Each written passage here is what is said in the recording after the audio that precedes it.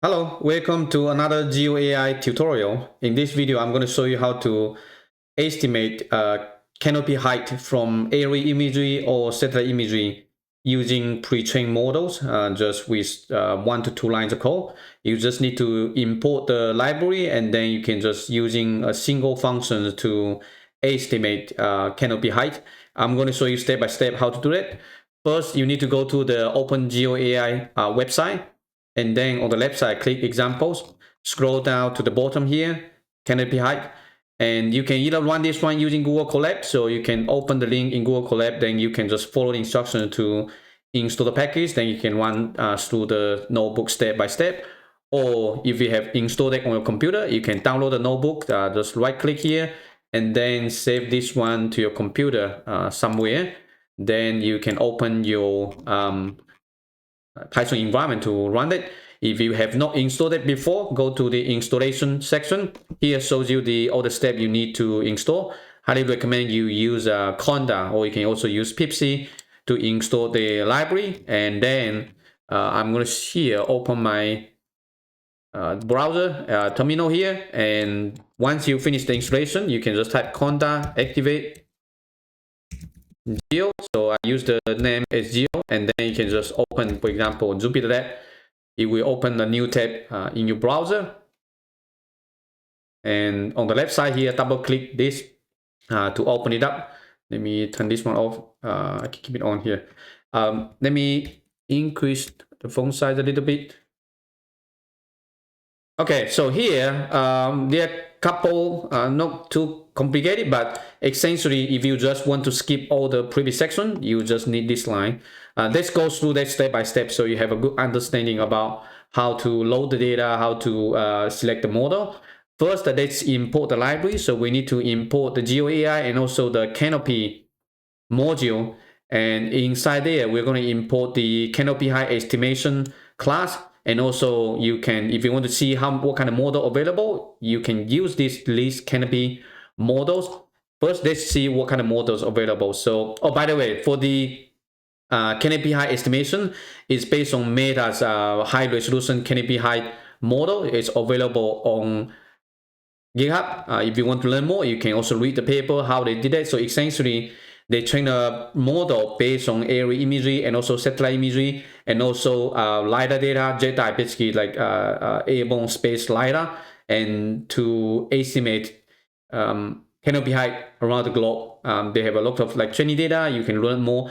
But this tutorial is just going to use the checkpoint. So they already have the model. We can use that one as the pre-trained model. So then we don't have to train from scratch. You can learn more about the details in the GitHub and also their webpage here. So they provide 4 different checkpoints here. You can see the large and also the huge. So for this example, we're going to use the aerial imagery. So we're going to use this one, but they also, if you have GPU, you can use the larger one. For example, 2.9 gigabyte, this one requires GPU. Other can run on CPU. And so in the GeoAI package, I have integrated it, but I also make it possible to run it in GPU. So it's so much faster than running the CPU, 10, 20 times faster. If you're just using the CPU, it might take me 5 to 10 minutes to run inference on imagery, but using the GPU only takes a couple seconds. I will show you shortly. In order to test it, we're going to use 2 sample dataset. So here you can download the full dataset. I think I forgot exactly where it is. The dataset is like, I think 30, 40 gigabytes, so it's pretty big. I extracted just 2 sample dataset here, the original RGB aerial imagery and also the canopy height model. So basically treat it as the ground truth. Let's download these 2 here. It's going to download to my directories because I'm in the downloads directory. So these 2 are in here. You can open this one in desktop.js if you want to, or we can also visualize them directly here within the notebook environment. And this is what it looks like. This is the aerial imagery, and this is the ground truth canopy height. You can see the yellow color represents higher canopy height, so basically higher taller trees, and the darker color represents lower height, so basically can be ground, it can be water, it can be other stuff. So you can see kind of pattern here corresponds to the one on the left. You might see some artifacts on the imagery. Maybe it's because it was merged from multiple scenes of area imagery. It's normal, but on the right here shows you the ground truth. It looks pretty continuous. Here, the source code is pretty simple. So it's basically creating a figure with 1 row, 2 columns, and then we use raster IO to open the data, show the imagery. The second one has a little bit more because some of the imagery might have like artifacts. So we use the percentile. If this greater than 98%, then you change, just basically clip that one to the to lower than 98%, so that we don't have like extreme high values. And after you set color map and then putting them all together, also get a color bar. Pretty much this is how we visualize the data within Jupyter Notebook, right? So you have the imagery side by side, so you can see it clearly. Once we have the data, then we can start creating the model. First, we need to initialize the model. As I mentioned earlier, this is a class. Inside here, you can pass in the model name. You can also provide the checkpoint path. If you already have that, you can point it to your computer so that you don't have to download again. If you don't, by default, it's going to be, this one here, I think I might need to update it. So it should be, save that one to your computer. So it's under your user directory. So if you run this one directly, it should download this one to the user directory. So because I have already downloaded it, it's just going to load the model, the checkpoint into the GPU. And I can show you here, for example, if this loading to the model, you can MV-top. So this is on Linux only. Windows, I'm not quite sure. Windows, you can use the task manager to open it. But you can clearly see once it's loaded into the model, you will see the GPU usage is increased. Once we have initialized the model, then we can call this function estimator.predict, right? So the output, you can specify the output where you want to save the file. And this is the input, right? So this is on the left side here, this is the input imagery. And then this is where we're going to output. The batch size we set as 4, but you can customize this one to whatever batch size. If you have a larger GPU, you can increase the batch size. So 4, 8, 16, something like that. So we're going to use just 4, and you can monitor the GPU usage here clearly, right? This one right now, I have 2 GPU, 2 16GB GPU. When it's running the inference, this one we increase quite a lot. And once it's done, you can see the GPU usage drops back to the 0. Okay, so right now it's running. Hopefully it's not taking too long. If it's using the CPU, it's going to take even longer. All right, so it's done, and the CPU usage dropped back to 0. So that means right now it's not using the GPU again. Here you can see the Canopy height map saved to my computer. So it's on the left side. If you want to see, it's here. So this is the file that has been saved directly to the working directory, and you can just quickly run some statistics. This is the file size, so 2184 width and height. This is basically the dimension. We also have the mean height, for example, the average tree height values. Also, how many pixels are non-zero, so you can see the differences in here.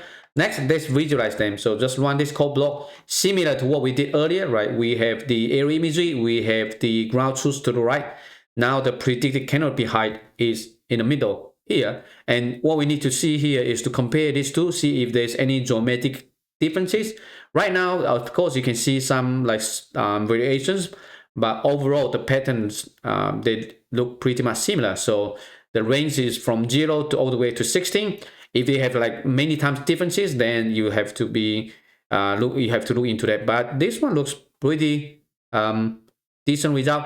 I mean, overall it underestimated. So on the right you see more yellow color. That means it's more taller trees. But on the left side it's mostly slightly yellow, but also green and also blue. But what we're looking here is mostly just looking at the pattern.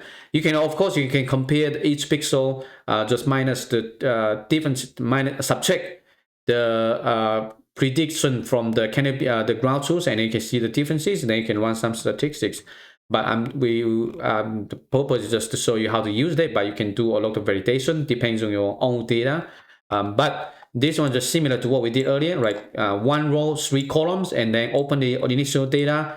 The second one is the canopy height. Again, we also use the percentile, so it doesn't have extreme values. And also we can just plot the ground truth so that you can compare everything side by side. Pretty simple.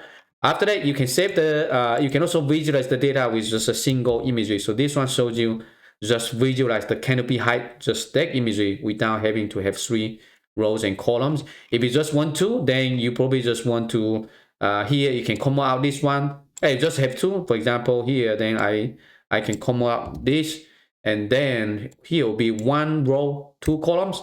Then you can have just 2, compare them side by side in here if this is what you want.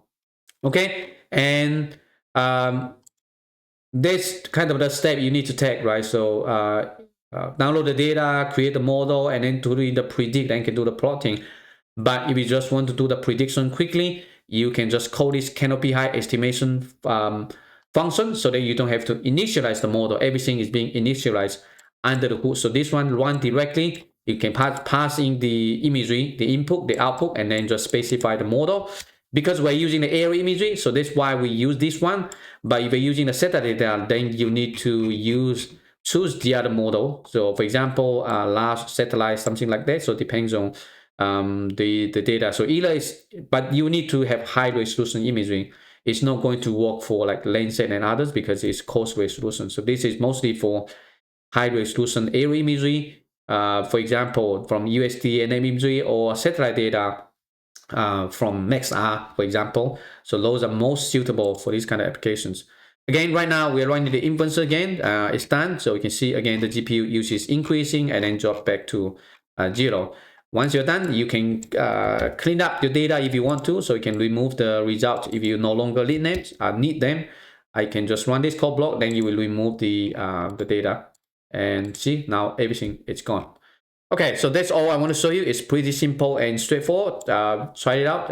If you run into any issues, feel free to post issues on GitHub. Happy to look into that and help you out. Okay, that's all. I hope to see you in the next one. Take care. Bye-bye.